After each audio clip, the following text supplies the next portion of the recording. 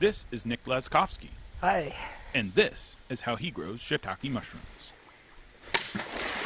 Shiitakes need to be woken up in order to fruit. It's called shocking the logs.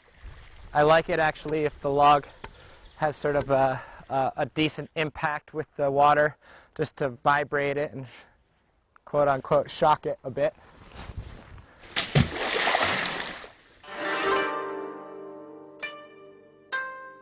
Shiitake mushrooms have been grown in China and Japan for centuries. The traditional method for growing shiitakes is to use sawn logs from the shi tree and place them alongside logs already growing the mushrooms or containing shiitake spores. Shiitake mushrooms are now cultivated across the globe. Low in calories and high in vitamins B and C, these mushrooms are renowned for their flavor, versatility in cooking, and they even have medicinal qualities. At Dana Forest Farm, Laskovski uses sugar maples and beech trees to grow his mushrooms. Using sustainable forest management practices, the trees are harvested, cut into logs, and stacked. This process ensures that the logs are dead in preparation to receiving the shiitake spores. You won't see shiitakes growing on fresh trees because they have sort of an antifungal component which doesn't allow mushrooms to grow on fresh trees. Once that log dies, but it's still fairly sterile, so I take the log and I'll drill, say, about 50 holes into the log, space it around 4 inches or so, and that just sort of is spreading the spawn and giving it as much surface area to be able to bond. Once the holes are drilled, then I cover the holes in food-grade cheese wax. That seals in moisture. It helps protect from competitive fungus.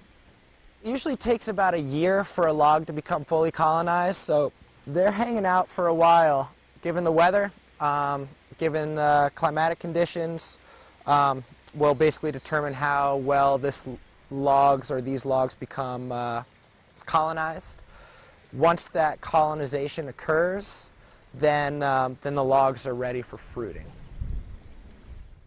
Laskovski is part of a 3-year study in collaboration with the University of Vermont Extension's Center for Sustainable Agriculture and Cornell University.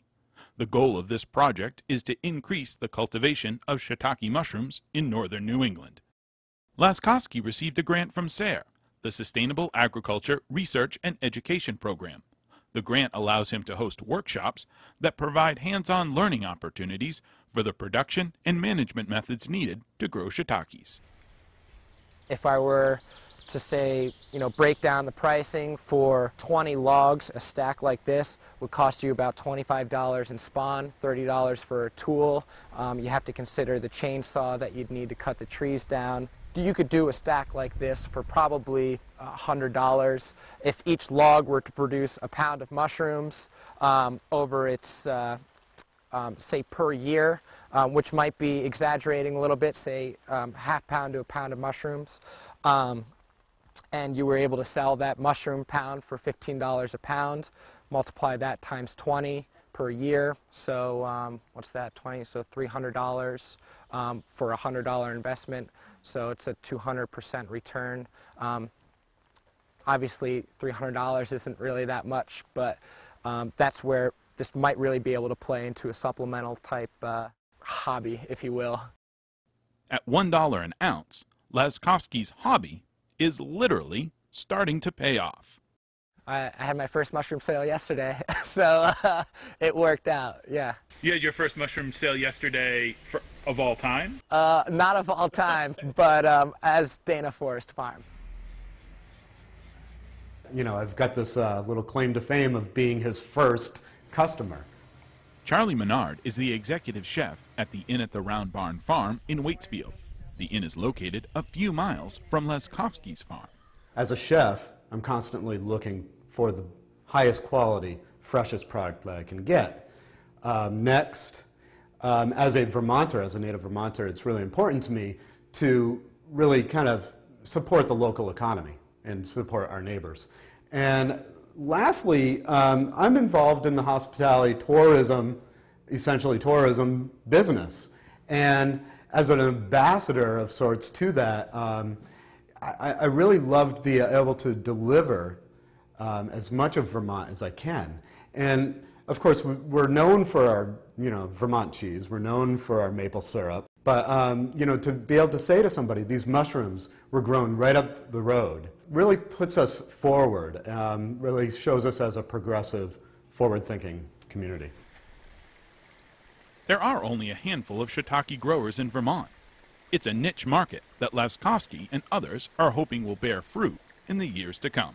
Really, we're right in our impetus. Dana Forest Farm started last year, and it takes a year for these logs to be ready for fruiting. We're just getting into that stage where these logs are going to be producing for the first time. Next year I'll have twice as many logs that are going to be ready, and at that same time I'll inoculate more and sort of continually add to this operation. There's close to 800 logs here currently, and my plan is to do at least 500 to 1,000 logs each year, maybe until I reach 10,000 or until I get bored of it, one or the other. As the saying goes, all good things come to those who wait. For mushroom devotees waiting for Vermont-grown shiitake mushrooms, the wait is almost over. Almost. In Waitsfield, I'm Keith Silva with Across the Fence.